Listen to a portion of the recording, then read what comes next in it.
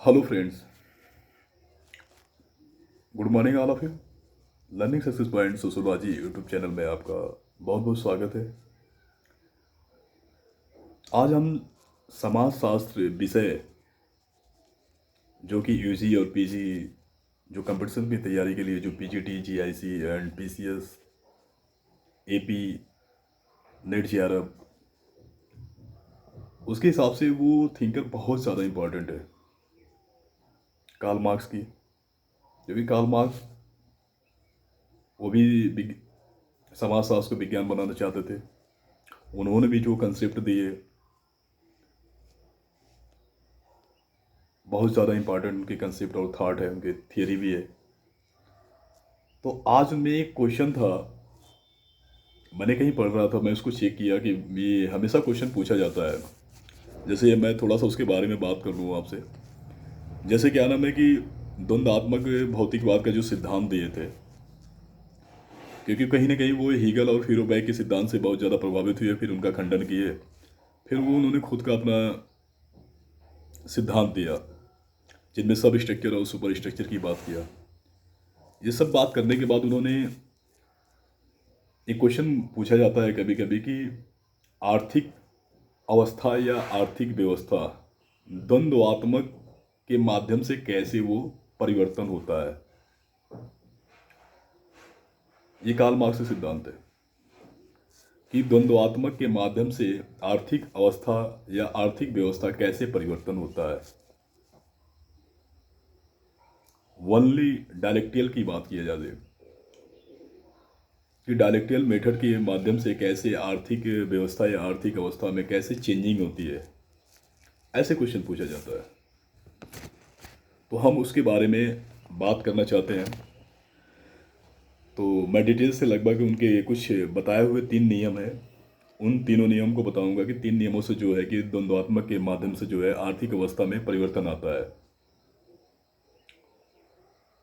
क्योंकि जो उनके 3 नियम हैं, उन 3 नियमों को मैं आपको बताऊंगा, देन उस 3 नियमों के बारे में एक एक करके मैं डिस्क्राइब करूंगा। हो सकता है तो एग्जाम्पल के माध्यम से भी आपको समझाने का प्रयास करूंगा। तो मैं ये चीज़ समझाने का प्रयास करता हूँ। कार्ल मार्क्स कहते हैं कि द्वंद्वात्मक के 3 नियमों के माध्यम से आर्थिक अवस्था में परिवर्तन आता है। जो नियम निम्नलिखित है। पहला, विरोधियों में परस्पर एकता और संघर्ष का नियम। यह पहला नियम था, विरोधियों में एकता और संघर्ष का नियम। विरोधियों में एकता और संघर्ष का नियम, मैं इसको डिस्क्राइब भी करने की कोशिश कर रहा हूँ। वो कहते हैं कि कार्ल मार्क्स कहते हैं कि प्रत्येक समाज की आर्थिक व्यवस्था में 2 वर्ग होते हैं। प्रत्येक समाज में या प्रत्येक समाज की आर्थिक व्यवस्था में 2 वर्ग होते हैं। उन दोनों वर्गों के परस्पर हित आपस में टकराते हैं, इसलिए दोनों विरोधी वर्ग के अंतर्गत आते हैं। लेकिन पहले दोनों में सहयोग पाया जाता है, फिर आगे चलकर जब दोनों के स्वार्थ परस्पर अधिक टकराने लगते हैं तो दोनों में संघर्ष विद्यमान होता है। इसलिए द्वंद्ववाद का पहला नियम प्रत्येक समाज का की आर्थिक अवस्था पे कार्य करता है। उदाहरण के लिए इसको समझने का प्रयास किया जाए, जो एक बार मैं अपनी भाषा में बताने का प्रयास करूंगा कि विरोधियों में एकता और वर्ग में संघर्ष। किसी भी समाज हो, कोई भी समाज हो, दुनिया में किसी भी समाज में 2 वर्ग पाए जाते हैं और वो समाज के सापेक्ष सुचारू रूप से चलते हैं। जब दोनों में अपनी अपनी स्वार्थों को लेके जब आपस में उन दोनों के बीचों वर्गों में जब टकराहट होती है तो एक दिन वो संघर्ष में बदल जाता है। जब संघर्ष में बदल जाता है तो इस तरह के जो पहला नियम होता है वो समाज की आर्थिक अवस्था पर कार्य करता है, वो यही कहते हैं। तो उदाहरण के माध्यम से ये कहने का प्रयास मैं करूंगा कि जैसे पू- पूंजीवादी समाज की, अगर मैं हम पूंजीवादी समाज की बात करते हैं जो आज कैपिटलिस्ट सोसाइटी की है, जो मॉडर्न एज में पाई जाती है, क्योंकि इसमें हर चीज़ पाई जाती है, योग्यता के आधार पे रखा जाता है, जिसके कार्य करने की क्षमता दक्षता होती है उसके आधार पर रखा जाता है। बड़े बड़े मशीनें कल कारखाने स्थापित हो गए हैं, और एक तरफ से हाईटेक एजुकेशन भी हो गया है। तो हमारे कहने के मतलब हम पूंजीवादी समाज की बात करते हैं। उदाहरण के लिए, पूंजीवादी समाज की आर्थिक संरचना में दो वर्ग होते हैं। पूंजीवादी समाज में आर्थिक संरचना में वहाँ पे भी दो वर्ग पाए जाते हैं। एक वर्ग पूंजीपति वर्ग होता है, दूसरा सर्वहारा वर्ग होता है। दोनों के मध्य पहले परस्पर सहयोग पाया जाता था, किंतु आगे चलकर दोनों में संघर्ष व्याप्त हो जाता है। वही संघर्ष परिवर्तन का मुख्य आधार होता है। सिंपल सी बात है, एक बार और समझने का प्रयास करिएगा, उदाहरण करिए। क्योंकि किसी भी पूंजीवादी समाज में आर्थिक संरचना के दो वर्ग पाए जाते थे। पहला पूंजीपति वर्ग, दूसरा सर्वहारा वर्ग। दोनों के मध्य पहले जो है परस्पर सहयोग पाया जाता था, किंतु आगे चलकर दोनों में संघर्ष व्याप्त हो जाता है, और वही संघर्ष आगे चलकर परिवर्तन का मुख्य आधार बन जाता है। ये थी द्वंद्वात्मक का पहला नियम। दूसरे नियम की वो बात करते हैं, क्वांटिटी की बात करते हैं और क्वालिटी की बात करते हैं। वो बात करते हैं कि क्वांटिटी चेंज, मतलब वो बात करते हैं क्वांटिटी चेंज और क्वालिटी चेंज की बात करते हैं। तो उसे हिंदी में कहा जाता है कि मात्रात्मक परिवर्तन से गुणात्मक परिवर्तन। ये है द्वंद्वात्मक का दूसरा नियम। इसको भी मैं डिटेल से समझाने का प्रयास आपको करूँगा। किसी भी समाज की आर्थिक संरचना में, किसी भी समाज की आर्थिक संरचना में पहले जो परिवर्तन होता है वो मात्रात्मक होता है, किंतु किंतु जब मात्रात्मक परिवर्तन चरम सीमा पे पहुंच जाता है तो उसके गुणों में भी परिवर्तन आता है और संपूर्ण आर्थिक व्यवस्था में भी बदल जाती है। इसलिए संपूर्ण ऊपरी संरचना में भी परिवर्तन होती है। उन्होंने मात्रात्मक परिवर्तन से गुणात्मक परिवर्तन का जो द्वंद्वात्मक का दूसरा नियम था, जिसके माध्यम से आर्थिक अवस्था या आर्थिक व्यवस्था में या आर्थिक संरचना में परिवर्तन होता था, कार्ल मार्क्स ने उनकी जो दूसरा ये नियम था उसमें वो कहते हैं कि किसी भी समाज की आर्थिक संरचना में पहले मात्रात्मक परिवर्तन होता है, किंतु जब मात्रात्मक परिवर्तन चरम सीमा पे पहुंच जाता है तो उसके गुणों में परिवर्तन हो जाता है और संपूर्ण आर्थिक व्यवस्था बदल जाती है।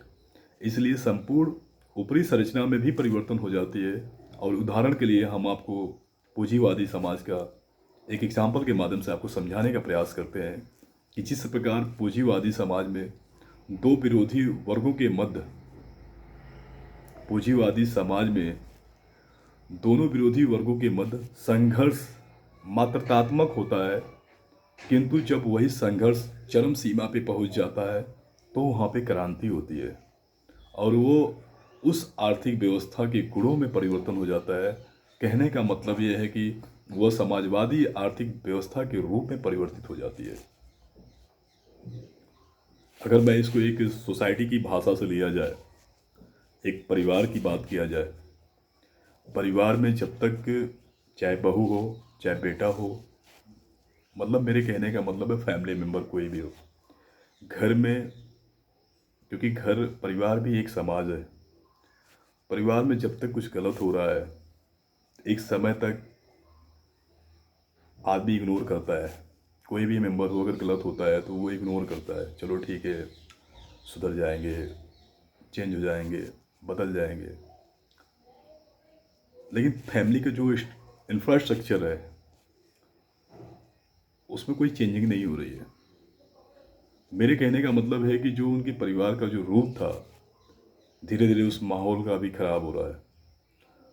परिवर्तन तो हो रहा है, लेकिन कहीं ना कहीं वो नकारात्मक दृष्टि से देखा जाए तो उसमें कुछ परिवार से, जो परिवार के खिलाफ जो काम हो रहा है वो चीज़ें हो रही है। लेकिन जब आज इग्नोर हो जाए, कल इग्नोर हो जाए, ऐसे करते करते जब वो चरम सीमा पे पहुंच जाएगी, जब चरम सीमा पे पहुंच जाएगी, तब परिवार का जो मुखिया होगा वो, उसके अंदर भी उसके प्रति जो है परिवर्तन आ जाएगा कि अब तक तो मैंने बहुत हद तक कुछ नहीं कहा, ये नहीं कहा, वो नहीं कहा, जैसे भी है, मतलब अपने आप को एक फैमिली का मेंबर होते हुए भी वो भी फैमिली का मेंबर था, इसलिए वो अपने आप को दबाया था। लेकिन उसकी वजह से पूरे संपूर्ण परिवार में जो है परिवर्तन आ जाता है। इसकी वजह से जो है उस घर में जो है कि एक क्रांति आ जाती है। क्रांति का मतलब, या तो लड़का, या तो अपनी लड़का गलती करता है तो परिवार से निकल जाता है, बहू गलती करती है तो परिवार में ससुराल वाले जो है कि उसको चढ़ा के अपना मैके लेके जाते हैं। तो कहने का मतलब यही है कि किसी भी समाज की आर्थिक संरचना में पहले परिवर्तन जो होता है वो मात्रात्मक होता है, किंतु जब मात्रात्मक परिवर्तन जब चरम सीमा पे पहुंच जाता है तो उसके गुणों में परिवर्तन होता है, और गुणों में जब परिवर्तन होता है तो संपूर्ण आर्थिक व्यवस्था बदल जाती है। इसलिए संपूर्ण ऊपरी संरचना भी परिवर्तन हो जाती है। इसको उदाहरण के लिए हमने एक परिवार का स्ट्रक्चर बताया, देन मैं पूंजीवादी का भी बताया कि पूंजीवादी समाज में दोनों विरोधी वर्गों के मध्य संघर्ष जो होता है वो मात्रात्मक होता है, किंतु जब वही संघर्ष चरम सीमा पे पहुंच जाती है तो क्रांति का रूप धारण कर लेती है, और उस आर्थिक व्यवस्था के गुणों में भी परिवर्तन हो जाता है। अर्थात कहने का मतलब यह है कि समाजवादी अर्थव्यवस्था के रूप में परिवर्तित हो जाती है। ये कार्ल मार्क्स का दूसरा नियम था। कार्ल मार्क्स का द्वंद्वात्मक के माध्यम से आर्थिक व्यवस्था का जो तीसरा नियम है वो निषेध से निषेध का नियम, निषेध के निषेध का नियम। वो ये कहते हैं, कार्ल मार्क्स कहते हैं कि प्रत्येक समाज की आर्थिक व्यवस्था में कुछ ऐसे तत्व छिपे होते हैं जो अंततः उसके विनाश का कारण बनते हैं और उसे नई वस्तु के रूप में तब्दील कर देते हैं। जो पुरानी वस्तु का निषेध होता है, जब पुरानी वस्तु का निषेध होता है, क्योंकि निषेध का तात्पर्य किसी पुरानी वस्तु का अंदर छिपी विशेषताओं के कारण नई वस्तु के रूप में तब्दील हो जाना। निषेध का जो तात्पर्य है, उन्होंने निषेध का परिभाषा बताया जिसे हम इंग्लिश में प्रोविशंस कहते हैं। तो ये कहते हैं कि निषेध का तात्पर्य ये होता है कि किसी पुरानी वस्तु के अंदर छिपी विशेषताओं के कारण नई वस्तु के रूप में तब्दील हो जाना, उसको निषेध कहा जाता था। एक बार मैं फिर बता रहा हूँ, जो तीसरा नियम है उनका, निषेध के निषेध का नियम। कार्ल मार्क्स कहते हैं कि प्रत्येक समाज की आर्थिक व्यवस्था में कुछ ऐसे तत्व छिपे होते हैं जो अंततः उसके विनाश का कारण बनते हैं, उसे नई वस्तु के रूप में तब्दील कर देते हैं। जो पुरानी वस्तु का निषेध होता है, जो पुरानी वस्तु का निषेध होता है, क्योंकि निषेध का तात्पर्य किसी पुरानी वस्तु का अंदर छिपी विशेषताओं के कारण नई वस्तु के रूप में तब्दील हो जाना। उदाहरण के लिए आपको समझाने का मैं प्रयास करूंगा कि जैसे गेहूं के बीज का पौधे के रूप में परिवर्तित हो जाना, ठीक इसी प्रकार उदाहरण स्वरूप पूंजीवादी समाज में भी उसके विनाश के तत्व अंतर्निहित होते हैं। जैसे यातायात और संचार के साधन और वही इसके विनाश और परिवर्तित का मूल कारण होता है। ये थी इनका निषेध का नियम।